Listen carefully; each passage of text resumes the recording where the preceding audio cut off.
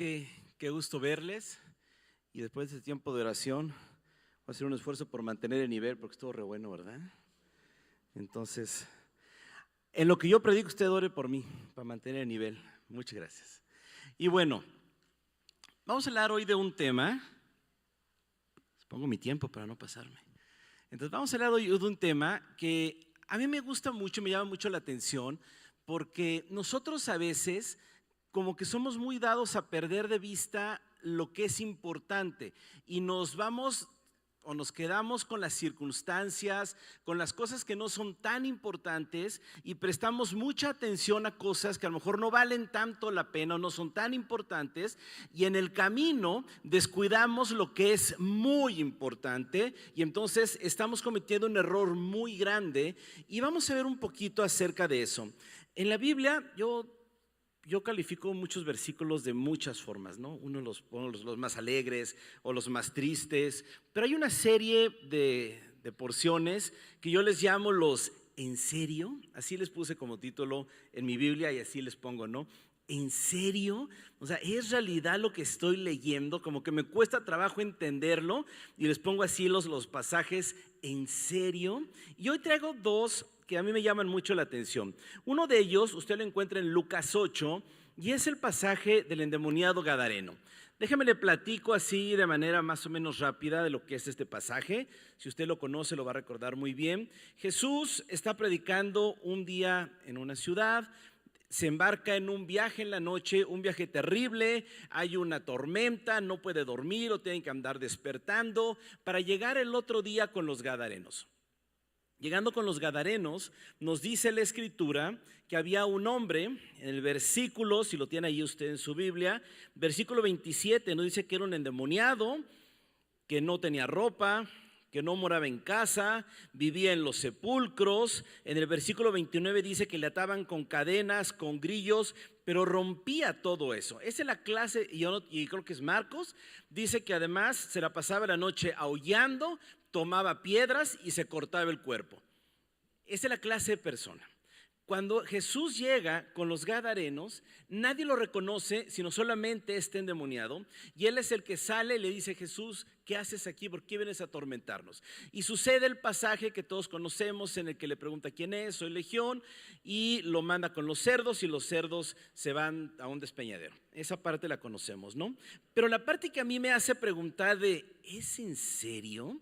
Es cuando usted y yo en ese texto llegamos al versículo 34, 35, ya después de que los cerdos se habían caído, dice: y salieron a ver lo que había sucedido, y vinieron a Jesús y hallaron al hombre de quien habían salido los demonios, sentado a los pies de Jesús, vestido y en su cabal juicio. Es decir, el que hasta hace un ratito estaba desnudo, aullando, cortándose, que nadie lo podía detener, a los minutos está sentado en su cabal juicio. Pero el versículo acaba diciendo: y tuvieron miedo. Y yo digo, ¿es en serio? O sea, viven con un cuate así y no les da miedo. Y de repente ven a esa misma persona sentada, vestida en su cabal juicio, y eso les da miedo. Y entonces nos hace ver que en ocasiones usted y yo podemos tener nuestra escala de valores totalmente de cabeza. Cosas que deberían darnos miedo las tenemos por normales, y cosas que deberían ser la normalidad nos espantan, porque además no solamente tuvieron miedo, sino a consecuencia de ese miedo, vean lo que dice el versículo 36: y los que lo habían visto les contaron cómo había sido salvado el demoniado. Entonces toda la multitud de la región alrededor de los gadarenos le rogó que se marchara de ellos, pues tenían gran temor. Aquí es donde yo pongo, ¿es en serio? Y en ocasiones no está tan lejano en nosotros, porque usted y yo hay ocasiones en que podemos llegar a normalizar cosas que no deberían estar sucediendo. Los gadarenos ya habían normalizado vivir con una persona con estas características. Era normal. Ah, es el vecino. Ah, sí, uy, sí, yo. No, yo desde que me acuerdo ya ando endemoniado. Entonces, no, pues es parte del paisaje. En la noche ya sabemos que si él no hace mucho ruido, aquí realmente es tranquilo, ¿eh? Claro, cuando anda alborotado, eso sí, no te acerques en la noche a los sepulcros porque te lo vas a encontrar, ¿verdad? Y deja que te lo encuentres. Anda raíz y además cortándose con piedras. Imagínate el escenario. Y era normal. Pero lo ven sentado, vestido, como siempre tuvo que haber sido, en su cabal juicio, y les da miedo. Es ahí donde yo digo, pasamos por alto lo importante. Ellos estaban con Jesús. Jesús había traído normalidad a su vida y les dio miedo. Nosotros en ocasiones también puede suceder que normalicemos cosas que claramente están mal. Y eso es un riesgo para nosotros. Mire, Isaías 4:20 tiene una declaración muy importante. Dice, ay de los que llaman al mal bien y al bien mal, que tienen las tinieblas por luz y a la luz por tinieblas, que tienen lo amargo por dulce y lo dulce por amargo. Y ese es el riesgo en el que a veces usted y yo podemos caer cuando yo no me doy cuenta de que estoy perdiendo de vista lo que es importante por normalizar ciertas cosas. Y todos nosotros en esta generación es muy probable que ya hayamos normalizado muchas cosas, que sabemos que a la luz de la Escritura no están bien, no deberían estar sucediendo, pero pues ya lo hemos visto tanto. Estamos tan acostumbrados a que salgan las noticias, lo vemos en las escuelas, lo vemos en los trabajos, lo vemos en el súper, que ya lo tenemos perfectamente normalizado. Jesús lo libera y cuando eso sucede es lo que les da miedo. Y en ocasiones a nosotros es justamente lo que también puede aterrarnos, que cuando nos acercamos a Cristo sabemos que algo va a suceder. Algo va a pasar cuando nos acercamos a Cristo. Y a veces eso es lo que nos detiene, porque sabemos que yo en mi condición, como quiera, pues ya me acomodé, ¿verdad? Bien o mal, pero ya estoy acomodado, ya aprendí a transitar con esto, ya hay cosas que mira, ya no sé si me gustan o no, pero ya aprendí. Y entonces ya me da miedo acercarme a Cristo porque sé que cuando me acerco algo va a suceder como le pasó a este hombre. Y ese es el punto en el que nosotros como creyentes tenemos que hacer un alto. Mire, no hay forma de encontrarnos con Cristo y quedarnos iguales. No hay forma. Usted fíjese en toda la Escritura, todas aquellas personas que tuvieron un encuentro de frente con el único Dios vivo y resucitado, algo cambió. Jesús le llama el nuevo nacimiento. ¿Se acuerdan Juan cuando está hablando que dice, maestro, tienes que nacer de nuevo? ¿Cómo? Lo sacó de balance a este escriba, a este experto en la ley, lo saca de balance y dice, ¿cómo? Tengo que regresar al vientre de mi madre y volver a nacer. Y le dice, no te ha amanecido, no tienes ni idea. Claro que no, lo que es carne es de la carne, pero lo que es nacido del espíritu es espíritu. Tienes que volver a nacer en tu espíritu. ¿Por qué Jesús le llama el nuevo nacimiento? Por una razón muy simple, porque en nuestra vida tiene que suceder algo tan violento, y no por violento me refiero a malo, me refiero a algo que sucedió en nuestra vida de tal impacto que hay cosas que tienen que romperse en nuestra vida. Uno no puede decir tuve un encuentro con Cristo y seguir como estábamos. No hay forma, no podemos seguir iguales. Si hemos encontrado a Cristo de frente, en nuestra vida tuvieron que cambiar cosas. Hay cosas que tuvieron que romperse. Nuestros gustos tuvieron que haber cambiado. Nuestras necesidades, por lo que íbamos, aquello que nos motivaba, aquello que nos impulsaba, tiene que ser cambiado. Por una razón, nos encontramos con Cristo. Y esa fue toda la diferencia. Eso marcó toda la diferencia en nuestra vida. De eso se trata el nuevo nacimiento. De entender que ya no somos los mismos. Pesamos lo mismo, tenemos las mismas canas, la misma llanta, pero somos otros. Ya no nos gusta lo que nos gustaba, ya no nos emociona lo que nos emocionaba. Antes de conocer a Cristo nos decían, vamos a leer la Biblia. Ay, no, ese libro tan aburrido. No, no, no, qué tortura, por el amor de Dios, no hagamos eso nunca. Pero hemos conocido a Cristo y hoy para nosotros es un deleite tomar su palabra, porque hemos entendido que la Biblia no es una lista interminable de nos. La Biblia es una carta de amor en donde cada vez que la leemos entendemos cuánto nos ama Dios y de cuántas formas.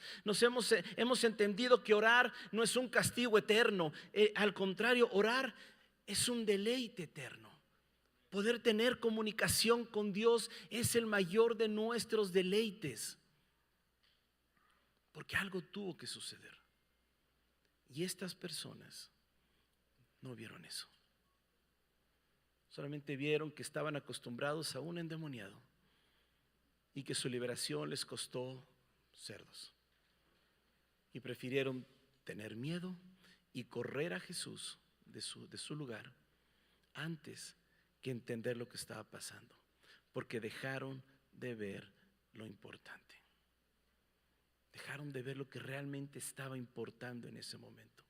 El único que se dio cuenta de eso fue este endemoniado, porque le dice, déjame seguirte.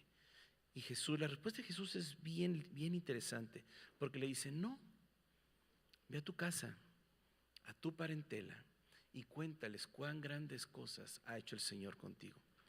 Porque yo sabía que había una familia que sanar, había una esposa que restaurar, había unos hijos que restaurar, había una familia que levantar. Y por eso no lo manda al ministerio, lo manda a su casa, para que trabaje en la casa. Y nosotros tenemos que tener cuidado de no perder de vista lo que es importante. Mire, hay un pasaje que además de en serio, yo lo califico como uno de los más tristes que yo me encuentro en la Biblia. Y lo va a encontrar usted en 1 Samuel 15, y es la parte en la que Dios le dice a Saúl que tiene que ir a la guerra y tiene que matar a todo un pueblo, no tiene que quedar nadie. Y entonces él va a la guerra, Dios les entrega la victoria, pero él deja vivo ganado, deja vivas animales y deja vivo al rey. Y de repente Samuel está en su casa y Dios le dice, ¿sabes qué? Me pesa haber hecho rey a Saúl, porque no hace lo que le digo, no lo hace. Por favor, ve y dile que le voy a quitar el reino por desobediente. Y entonces va, y hay un diálogo muy interesante, porque en el versículo 23, cuando está Samuel hablando con Saúl, en el versículo 23 le dice, Saúl, que Dios lo ha desechado para ser rey. El momento histórico de Saúl es asombroso. Iván, ¿me ayudas? Porfa.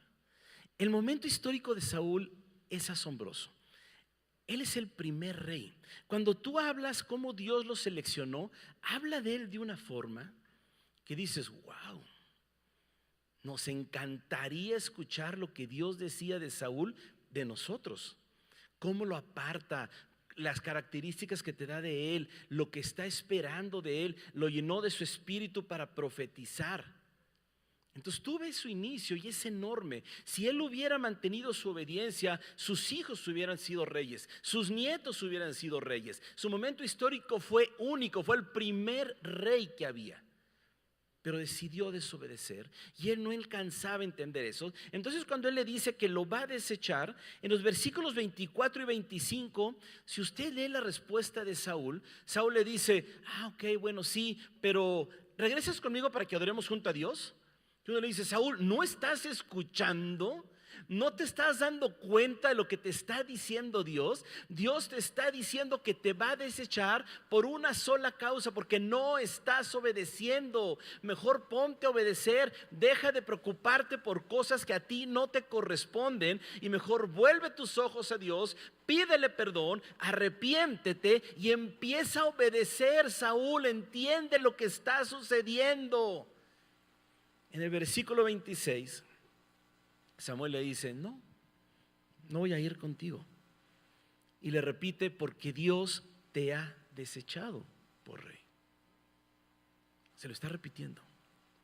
Él no puede argumentar, ay, es que no entendí ay, es que como que lo dijo, pero como que no entendí bien lo que estaba diciendo. Se lo dijo 2 veces en 3 versículos. Y lo que siguiente que le responde, en el versículo 28, Samuel le dice que el reino le ha sido arrebatado para dárselo a alguien mejor. Es decir, no solamente perdía el reino él, sino sus hijos, su familia, sus descendientes. Y en el versículo 30, cuando tú lees la respuesta de Saúl, dices, ¿es en serio? ¿Es en serio lo que está contestando Saúl? Y le dice, ok, pero ¿puedes regresar conmigo para que me honres delante de los ancianos? Como diciendo, es que lo que Dios piensa no es importante. A mí lo que me importa es que los ancianos vean que soy honrado. O sea, lo que si Dios me va a quitar o no el reino, pues no es importante. Lo importante es que entres conmigo para que vean que entramos juntos y que los ancianos me honran. Estaba interesado en lo que pasaba en la tierra y estaba perdiendo de vista que Dios lo estaba desechando. Yo por eso le pongo, ¿es en serio? Es que no nos damos cuenta de lo que está pasando. No alcanzamos a ver lo que está sucediendo por estar perdidos en detalles que no importan.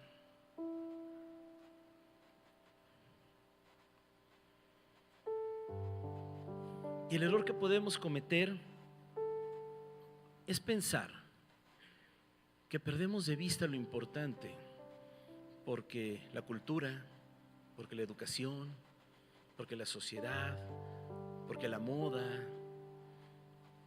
y echar la culpa a cuestiones externas, cuando en realidad solamente depende de qué tanto estamos dispuestos a prestarle atención a Dios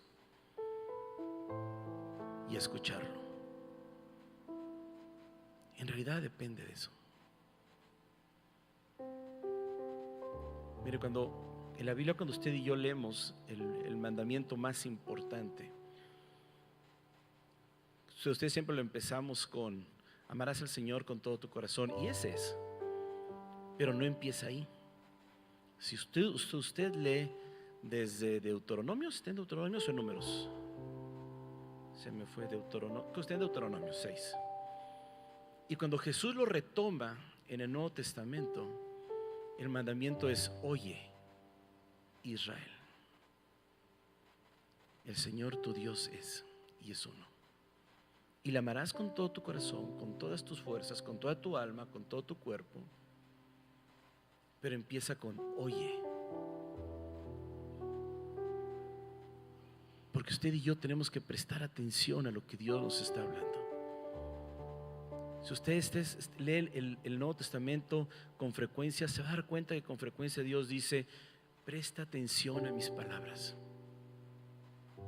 A Dios le encanta que lo escuchemos y que le hagamos caso. Y cuando usted y yo dedicamos tiempo a escucharlo, por eso en las clases de renovación, el módulo 1, antes que cualquier cosa, les enseñamos a escuchar a Dios. Porque ya que usted aprende a escuchar a Dios, usted ya va en recta, de bajada. Usted ya está hecho. Por eso es el módulo 1. Si no ha tomado renovación, tómelo. Si ya lo tomó, repítalo. Comercial de ministerio. Tenemos que prestar atención a lo que Dios nos habla. Porque si no lo hacemos, vamos a ser como los gadarenos y vamos a ser como Saúl, que nos vamos a perder en un montón de cosas que no eran tan importantes y dejamos pasar lo verdaderamente importante. Y usted y yo pensamos que tenemos años y años y años para vivir. Yo tengo 55 y por mí ya me pasaron enfrente 22 años en un suspiro.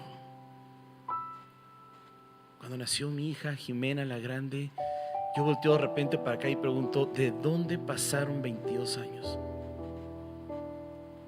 Pero luego quiero hacer ejercicio y digo: y no solo pasaron, se quedaron varios de ellos. Se me quedaron. La vida se va en un suspiro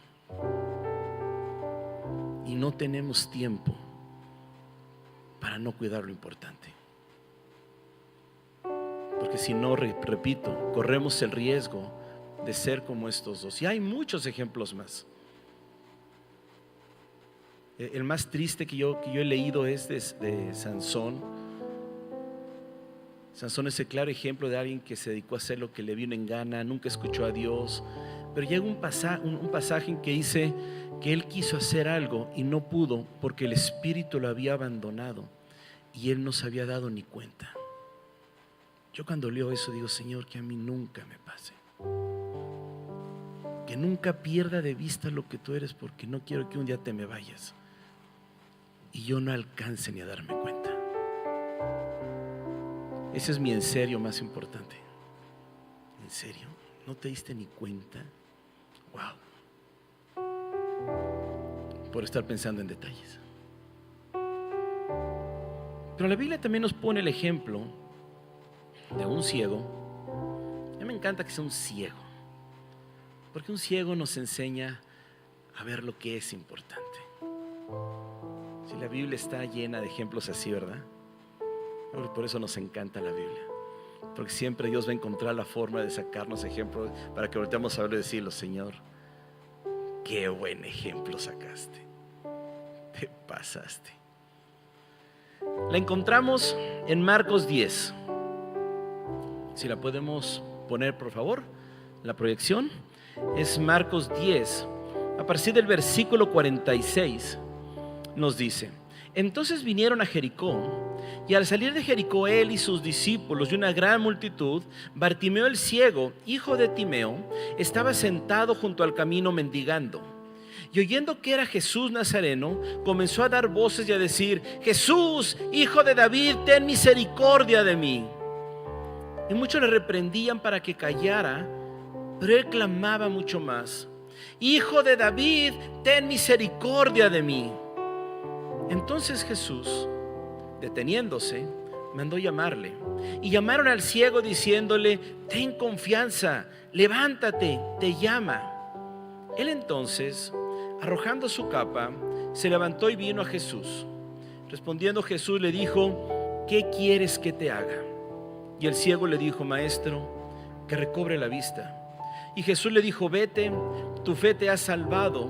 Y enseguida recobró la vista y seguía a Jesús en el camino. Estamos hablando de que un ciego reconoció a Jesús. Pues tuvo que haberlo escuchado. Lo que decíamos, tenemos que prestar atención a lo que estamos escuchando. Pero está un cojo, dale con el cojo. Está un ciego, sentado y escucha que viene Jesús. Y lo único que puede hacer es que alcanza a gritar: Jesús, hijo de David, ten misericordia de mí. A mí me llama la atención, y yo creo que la parte por la que me gusta este texto es por la manera en que lo llama: Jesús, hijo de David. Quiere decir que este ciego no tenía información solamente muy básica, ya tenía una idea más o menos clara de quién era Jesús, porque no le dice Jesús el Nazareno. Marcos sí lo llama Nazareno, pero él no. Él le llama hijo de David. Y la pregunta para ti y para mí es: ¿sabemos quién es Dios? ¿O lo tenemos como información lejana, aislada y que un día alguien nos contó? ¿O efectivamente sabemos quién es Dios? Yo sé que usted y yo, en nuestra mente finita, en lo limitados que somos, no tenemos la capacidad aquí en la tierra de entender la cabalidad de Dios.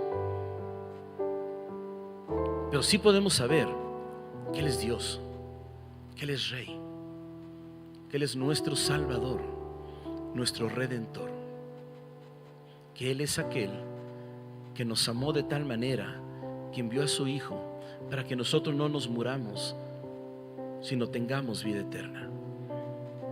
Eso sí lo podemos saber. Es aquel que nos da tal clase de amor que podemos llamarle Padre. A mí eso me encanta de Juan.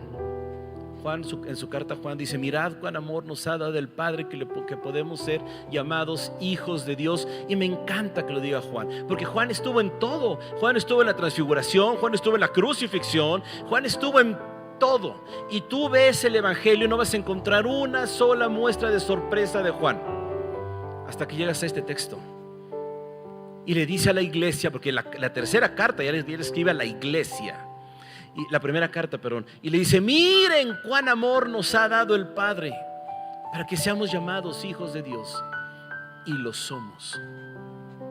Me encanta que sea Juan el discípulo amado y que lo ponga hasta la carta, porque eso es lo que le sorprende.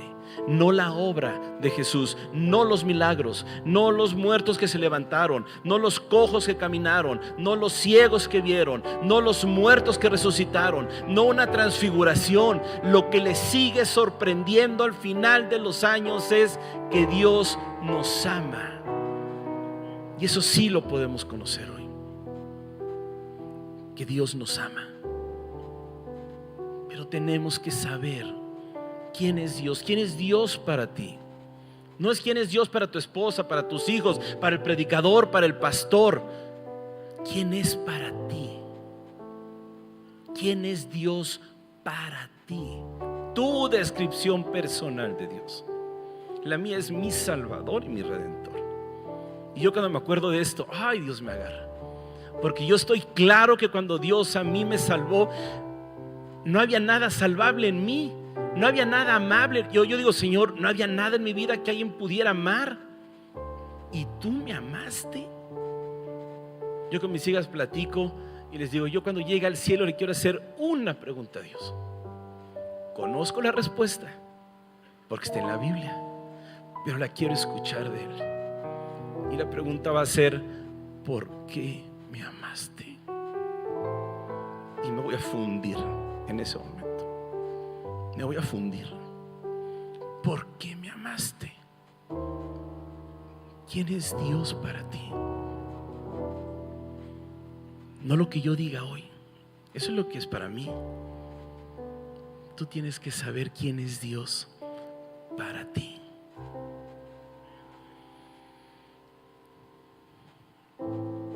El Salmo 42:1 dice: como el ciervo brama por las corrientes de las aguas, así clama por ti, oh Dios, el alma mía.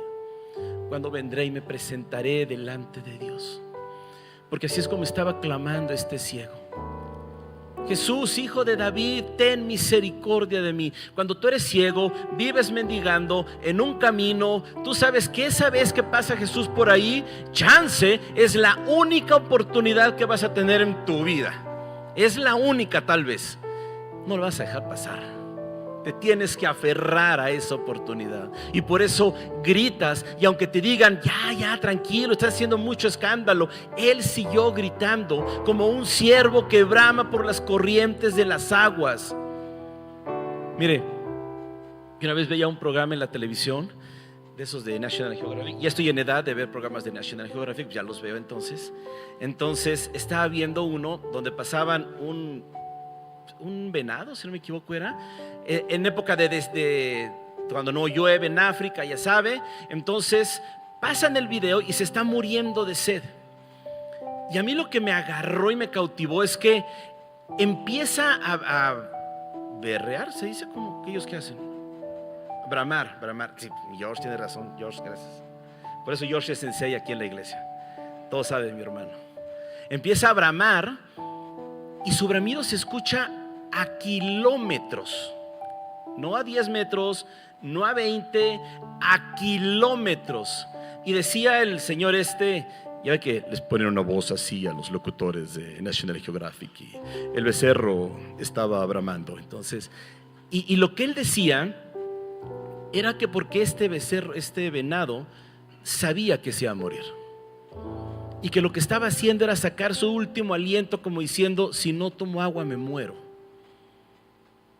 Y por eso la escritura dice: como el ciervo brama por las corrientes de las aguas. Porque tú y yo tenemos que aprender a orar con un nivel de desesperación de: Señor, si tú no estás conmigo, yo me muero.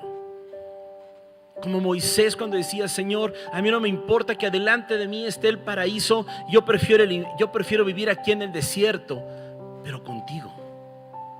Yo prefiero estar aquí si tú estás aquí. No me importa vivir en la tierra prometida donde fluye leche y miel. Si tú no vas conmigo, yo no me voy del desierto. Es ese nivel de desesperación que tú y yo tenemos que buscar para con Dios. Señor, si hoy no termino mi día sabiendo que me encontré contigo, ¿para qué lo acabo? Si tú eres lo que lo sostiene, tú eres mi todo. Pedro le dijo: ¿a quién iremos? Si solo tú tienes palabras de vida, ¿a quién iremos? El salmista dijo: ¿a quién tengo yo sino a ti? ¿A quién? Tengo una esposa a la que amo con todo mi corazón. Tengo hijas por las que yo daría la vida. Pero ¿a quién tenemos si no es a ti? ¿A quién iremos si no es a Él? Y tú y yo tenemos que estar en un buen sentido desesperados por encontrarnos con Dios. Lo siguiente que vemos es que cuando lo llama, en el versículo 50 dice: Él entonces, arrojando su capa, se levantó. Mira, cuando tú eres un ciego que estás mendigando, es muy probable que la capa es lo único que tengas. Arrojó lo que tenía, o si no es todo, por lo menos es una parte muy importante de tus activos. Ay, la siguiente, porfa. Ya vamos en el punto 2. Ese mero, gracias. Arrojó su capa, es decir, él estuvo dispuesto a dejar todo con tal de reaccionar a un llamado de Jesús. ¿Te acuerdas? Los discípulos eran pescadores. A mí me llama la atención como dice: Jesús pasa junto a ellos y les dice: ven, sígueme. ¡Fum! Dejan a papá, dejan barca, dejan redes, dejan todo y siguen. Uno dirá: wow, ¿qué nivel de convicción es esa? Soltar todo. Cuando pasa con Mateo, ¿te acuerdas? Va pasando y dice que lo voltea a ver: ven, sígueme. Y Mateo en ese momento deja lápiz, deja calculadora, deja cuaderno y vámonos con Jesús.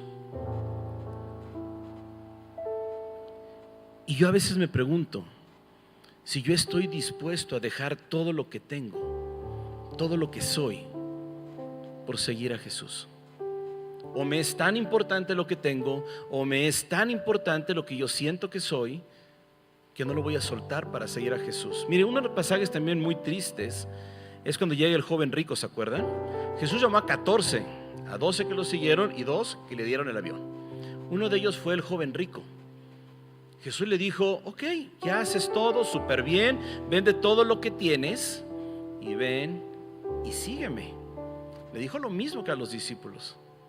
La diferencia está que los discípulos tuvieron la capacidad de aventar todo por seguir a Jesús, y el joven rico se fue triste porque le resultaba más importante conservar sus riquezas en la tierra que seguir a Jesús. Y los discípulos prefirieron desechar el negocio familiar y el alto cargo político económico que tenían en su pueblo con tal de seguir a Jesús. ¿Quiénes vamos a ser tú y yo? Los que somos capaces de dejar todo. Yo no estoy diciendo que ahorita llegando a tu casa te salgas de la casa y mañana renuncies al trabajo y dejes esposa. No estoy diciendo eso. Conserva tu trabajo y conserva tu familia y quédate en tu casa, por favor. Pero que en tu corazón tú sepas que todo eso palidece junto a Jesús. Mira, Pablo en Filipenses hay una frase que es enorme. Y es cuando dice: pero todo cuanto para mí era ganancia. Y primero te dice todo lo que tenía. Dice: pero todo cuanto para mí era ganancia, hoy lo estimo como pérdida, como basura, a fin de la excelencia del conocimiento de Cristo. Es decir, que Pablo dice: si yo pongo en una balanza todos mis reconocimientos, todos mis estudios, haber sido fariseo entre la ley, perseguidor de la iglesia, educado a los pies de Gamaliel, ¿sí me explicó? De ser todo aquello que me encumbra en el mundo, y el conocimiento de Dios yo me quedo con esto. Esto pesa más que todo lo demás junto. Pesa mucho más. La balanza simplemente haría así esto es basura. Pablo dice, lo tengo por basura, lo tengo como pérdida. Y todas eran cosas buenas. Nada era malo. Todo era bueno. Todo le daba reconocimiento. Todo le daba respeto para con sus hermanos. Pero él lo tenía por pérdida si lo comparaba con el poder conocer a Cristo. Y ese debe ser nuestro sentir. Todo lo demás es lindo, lo disfrutamos, gracias a Dios por ello.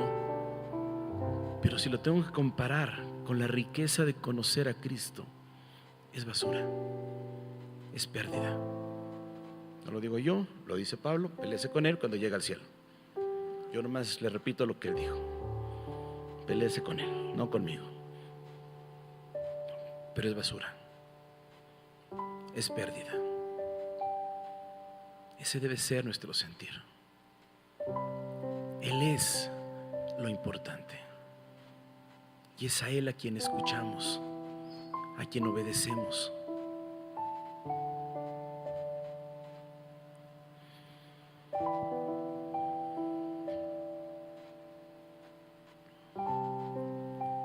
El punto 3, vamos ahí. Cuando lleguemos a 4, sáquele foto. Saque celular, sáquele foto y ore por estas cosas en su casa. El número 3, eso de ser intencional, lo tomé de un maestro, se llama Charlie Carmona. Él usa ese ejemplo. Muy bien, amigo, aprendo de ti. Porque él, cuando se levanta, él hace un esfuerzo por ir. Insisto, es ciego. A lo mejor le tendieron la mano, dicen, arrojando su capa, se levantó y vino a Jesús. No sabemos si le ayudaron, no sabemos si lo hizo solo. Solo sabemos que él se levantó y fue a Jesús. ¿Por qué? Porque tú y yo tenemos que ser intencionales en nuestra búsqueda de Jesús. No nos encontramos a Jesús por accidente, no nos lo encontramos sin querer. Tenemos que ser intencionales en buscarle, en ir tras de Él. No podemos dejar que eso sea producto del azar. No podemos dejarlo a que sea producto de, bueno, si las cosas suceden, lo haré. No, miren, el Salmo 27:4 lo escribió David. Y dice, una cosa he determinado en mi corazón y esta buscaré, que habite yo en la casa del Señor todos los días de mi vida, para contemplar la hermosura del Señor y para meditar en su templo. Pero empieza diciendo una cosa, dependiendo de tu versión, dice, o he determinado en mi corazón, o he pedido, pero en todas dice, esta buscaré. Es decir, David no se encontraba con Dios por accidente, no se encontraba con Dios porque yo iba caminando por la calle y cuando me di cuenta estaba hincado con las manos levantadas. No, él apartaba un tiempo en su día, él hacía un espacio en su agenda, él cerraba el Facebook, el Instagram, el todo, para saber que ese rato solamente era de Jesús, que no había Facebook más importante, no había Instagram, no había TikTok, no había nada más importante que es tener un rato de intimidad con Dios. Y tú y yo tenemos que ser intencionales en eso, porque no va a pasar por accidente, en familia. Tenemos que procurarlo. Tenemos que procurarlo. Tenemos que ser intencionales en buscar a Dios. Y cuarto punto, Jesús le pregunta, ¿qué quieres que haga? Yo, en mi mente finita, yo digo, pues si está ciego, pues como que lo podemos asumir, ¿no? Pues lo que quieres ver. Yo lo hubiera asumido si yo fuera Jesús, pero gracias a Dios, yo no soy Dios. Yo nomás leo de Él y aprendo de Él. Pero le pregunta, ¿qué quieres que haga? Y Él le contesta, ¿sabe una cosa? Que algo que he aprendido de Dios es que a Dios le encanta escucharnos. Le encanta. ¿Sabe por qué? Porque nos ama. Porque nos ama. Y le encanta que lleguemos con Él, porque la palabra nos enseña que aún no sale la palabra de nuestra boca y he aquí ya tú la conoces. Él es una espada de dos filos. Él nos penetra hasta partir el alma, el espíritu, las coyunturas. Él llega hasta la médula. Él nos conoce hasta lugares que nosotros ni sabemos que existen. Cuando uno empieza a hacer ejercicio nos duelen músculos que ni sabíamos que teníamos, ¿verdad? Ay, yo debo tener un músculo por aquí porque me empezó a doler. Ni sabía que lo tenía. Pero si me duele quiere decir que un músculo corre por ahí, ¿verdad? Dios conoce eso. Él sabe todo eso. Pero quiere escucharlo porque nos ama. Porque usted y yo tenemos un Dios que nos ama y nos salva en lo personal. Sí, tenemos un Dios que murió por el mundo. Dice que de tal manera amó Dios al mundo, nos ama a todos, pero también nos ama en lo particular. Le encanta vernos aquí reunidos como cuerpo, como iglesia, y que todos levantemos las manos y que todos adoremos y que todos alabemos. Le encanta vernos así. Pero también le encanta que lleguemos a nuestra casa, cerremos la puerta, dejemos el celular afuera, la tele afuera, el teléfono afuera, y digamos: Padre, quiero platicar contigo. Me pasa esto, me pasa el otro. Vean los salmos. Los salmos todos son oraciones personales, íntimas con Dios, donde vemos cosas que decimos: ¿cómo? El Salmo 6, cuando David está escribiendo el Salmo 6, dice: he inundado mi cama de tantas lágrimas, mis almohadas están empapadas. Ese era el nivel de confianza y de intimidad que David tenía con Dios. El mismo David que tres salmos después, más adelante dice: ahora conozco que el Señor salva a su ungido. Pero pasó por un rato donde tuvo que reconocer que estaba llorando, y no poco, porque su cama estaba inundada, sus almohadas estaban empapadas. A Dios le encanta escucharnos, porque nos ama. Por eso lo buscamos, porque lo necesitamos más que al aire, pero también porque a Él le gusta pasar tiempo con nosotros.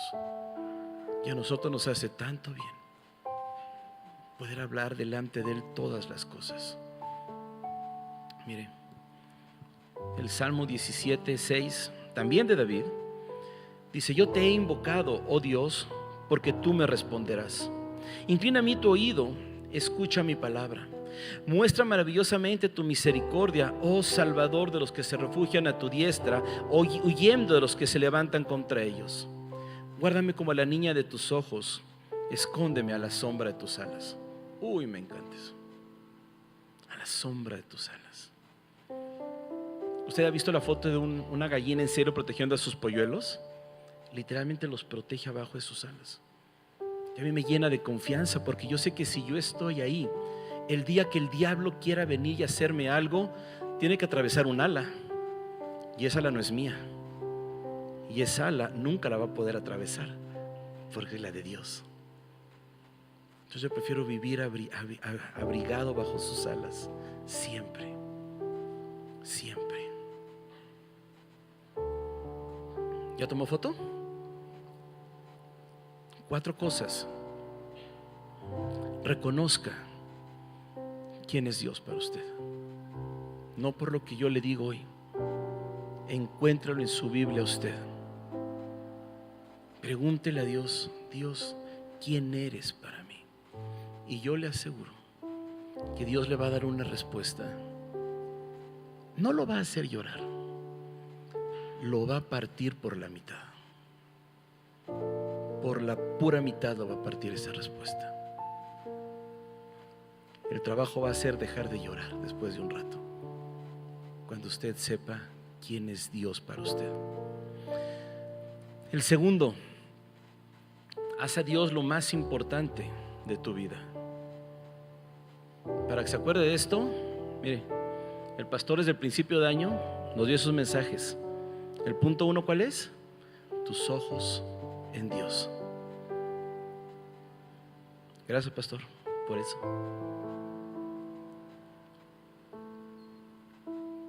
Haga de Dios lo más importante. Que Dios sea más importante que todo lo demás en su vida. No importa cuánto trabajo le costó, no importa cuánto empeño puso, no importa cuánto dinero invirtió. Todo eso va a llegar un día, no va a servir para nada. Esa casa en la que tanto le metió, en unos años ya la vendieron. Esas cosas que usted atesora con tanto cariño, un día las van a vender, las van a cambiar por Tupperwares. Y olvídese, hombre. Y usted, para las visitas, para las cosas importantes, úselas, hombre. Y nosotros tenemos una amiga que cada que vamos a su casa nos hace sentir tan importantes porque saca lo caro. Gracias. Nos hace sentir tan importantes porque saca lo caro, lo bueno, y nos prepara lindo. Saque lo caro, úselo. Pero usted y yo tenemos que hacer de Dios nuestra prioridad. Él es lo más importante. Todo lo demás palidece, todo lo demás es pérdida. Todo lo demás. Jesús es la prioridad de nuestra vida. El 3, seamos intencionales en buscarle. Usted tiene que hacer un espacio en su agenda, tiene que apartar un tiempo, tiene que hacerlo consciente, tiene que hacerlo y respetar ese tiempo. Hágalo. Y 4, sea transparente en su comunicación con Dios. No hay nada que usted le pueda contar que lo va a espantar. Yo no puedo llegar un día, Dios, hice esto. ¡Ah! Ricardo, ¿cómo? De Miriam me lo esperaba, ella es terrible, ya sabes. Pero de ti, Ricardo, me sorprende lo que escucho, Ricardo. No hay nada que yo le pueda contar que lo sorprenda. Él me vio hacerlo. Y a lo mejor hasta me dijo, no lo hagas, no lo hagas. Y yo lo hice. Entonces cuando me acerque a Él, lo puedo hacer con confianza. ¿Sale? Miren,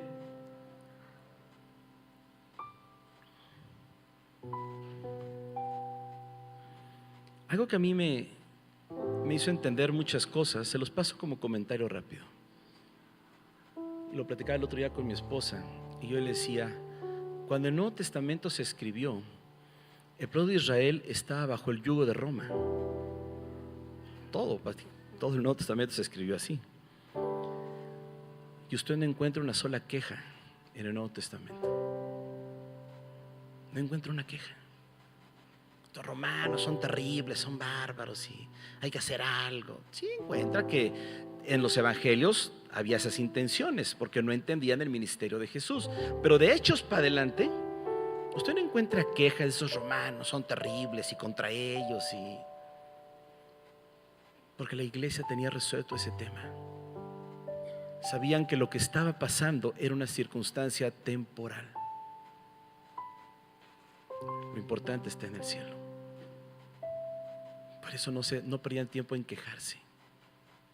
Levantaban a los huérfanos, ayudaban a las viudas, eran el sector que ayudaba a los demás. Los romanos vivían asombrados de libros de historia y los romanos se sorprendían de ver lo que hacían los judíos, los cristianos, perdón. Les llamaba la atención porque en vez de quejarse aprendieron a vivir con gozo y vivían bajo el dominio de un imperio. Usted y yo debemos tener así de resuelto nuestros problemas en la tierra, no porque no existan, sino porque hemos entendido que solamente son circunstancias temporales que viviremos, para bien o para mal. Cuenta la leyenda la historia de que había un rey que era muy poderoso y que pidió que le hicieran un anillo que cuando estuviera triste lo pusiera alegre, y cuando estuviera alegre lo pusiera triste. Y le hicieron un anillo que decía: esto también pasará. Cuando estaba triste, entendía que eso pasaría. Y cuando estaba alegre, entendía que eso pasaría. Usted y yo tenemos prácticamente que vivir así. Todo lo que nos pasa aquí en la tierra son circunstancias que Dios utiliza para que maduremos nuestro carácter y para sacar a flote lo que hay en nuestro corazón. A ver si habremos o no de andar en sus caminos. Lo importante es Cristo. Eso es lo importante. Así que vamos a terminar este día orando. Agache su cabeza.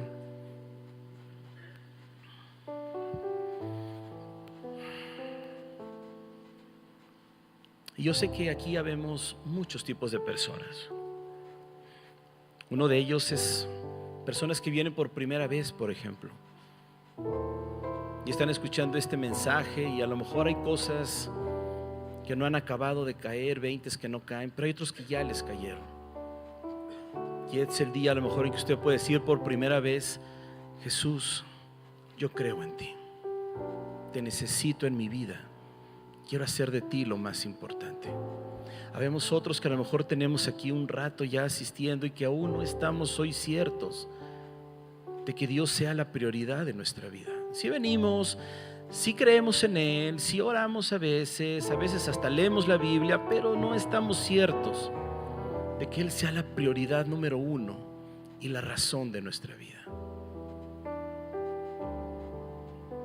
Habremos otros también que caminamos con Dios con todo nuestro corazón, pero que sabemos que a veces circunstancias nos hacen voltear a otro lado y perdemos de vista cosas. Para todos nosotros hay gracia y podemos regresar al Padre. Así que vamos a orar. Señor, te damos gracias. Número uno, por tu salvación, porque tú perdonas nuestros pecados, nos das una vida nueva y nos permites andar en tus caminos. Señor, sálvanos una vez más y permítenos voltear nuestros ojos a ti. Permite que tú seas nuestra prioridad en todo momento. Te damos gracias porque hay cosas que apreciamos y valoramos mucho, pero tú eres más importante que todo eso. Que seamos intencionales en nuestra búsqueda de ti. Que yo día a día pueda escuchar tu voz y hacer de ti mi prioridad.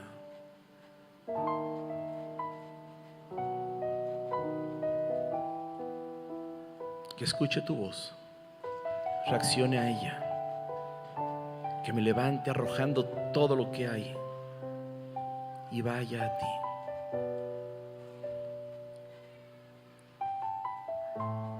Y sálvanos. Te lo pedimos en el nombre de Jesús. Amén y amén. Que Dios les bendiga, familia. Que Dios bendiga, Iglesia Familiar Cristiana.